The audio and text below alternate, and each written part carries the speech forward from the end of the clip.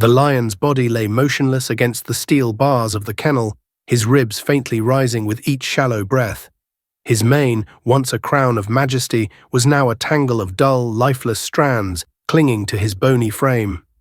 His golden eyes, dimmed by exhaustion and defeat, stared blankly at the concrete floor. The eerie quiet of the shelter made his low, guttural cries all the more haunting, a sound of despair that echoed through the empty halls. The shelter workers avoided his cage, their faces drawn with the weight of unspoken guilt. "Tomorrow," one of them whispered, breaking the silence. The word carried the finality of a death sentence. The decision to euthanize him had been made days ago, and no one had stepped forward to challenge it. They couldn't afford to keep him, too aggressive, too broken, and too costly. It's the only option, they told themselves, but the words felt hollow. This lion wasn't born to die in captivity. He had once ruled the savannah, his roar shaking the very earth beneath his feet. But greed had stolen his freedom. Captured by poachers, sold into a lifetime of cages and whips, his body bore the scars of human cruelty. Years in a traveling circus had left him broken, and now, after being discarded as too old, he found himself here, waiting for an end he couldn't understand. But just as hope seemed extinguished, something was about to happen that would change the course of his life forever. Once the lion had roamed the golden savannah, his powerful stride carving paths through the tall grass. His roar had echoed across the plains, commanding respect from all who heard it. He was a hunter, a ruler, the very essence of wild majesty. But that life was stolen from him. One night, under the cover of darkness, he was captured, tranquilized by poachers, and dragged from the only home he had ever known. His captors sold him into a traveling circus, where chains replaced freedom and whips silenced his roars. Day after day, he performed tricks for jeering crowds, his spirit crushed under the weight of captivity. Years of neglect and malnutrition turned his once powerful body frail, his mane thinning and his muscles wasting away. When he became too weak to entertain, the circus discarded him like trash, leaving him in the hands of a shelter ill-equipped to handle such a magnificent yet broken creature. At the shelter, his condition deteriorated further. Malnourished and deeply traumatized, he lashed out at anyone who came near. His eyes, once fierce and full of life, now reflected only fear and pain. The staff, overwhelmed and underfunded, had done their best, but the verdict was clear. He was too aggressive, too fragile to save. No sanctuary would take him, and the shelter couldn't justify keeping him any longer.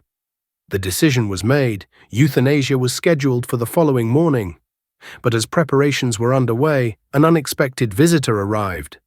Sarah, a wildlife advocate known for her relentless fight against animal cruelty, had heard whispers of the lion's plight.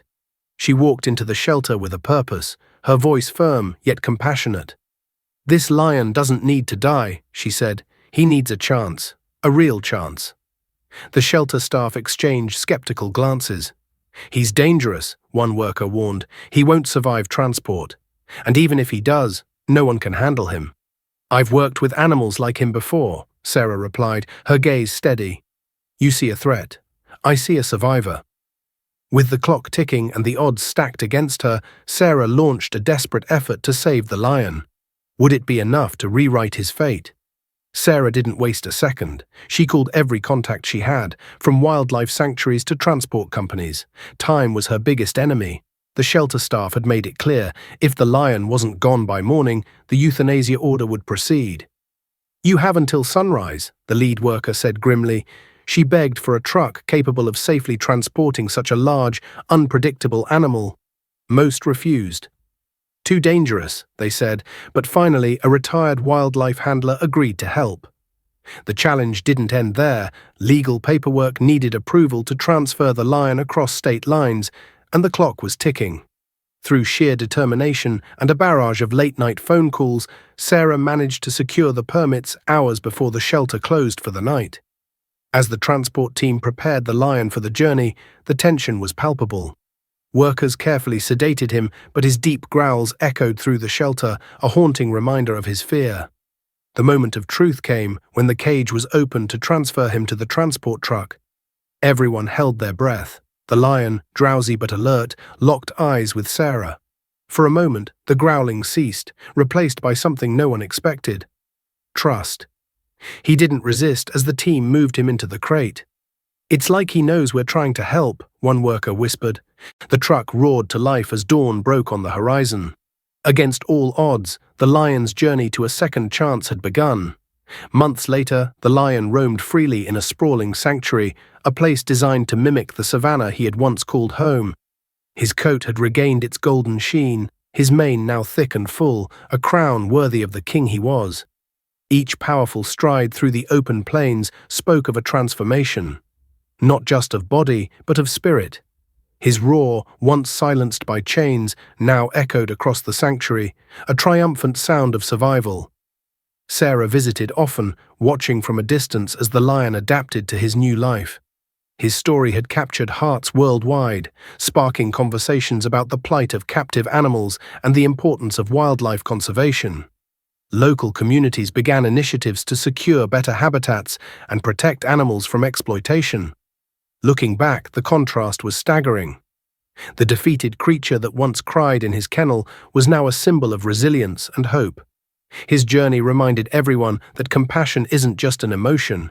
It's a choice, one capable of rewriting even the bleakest fates.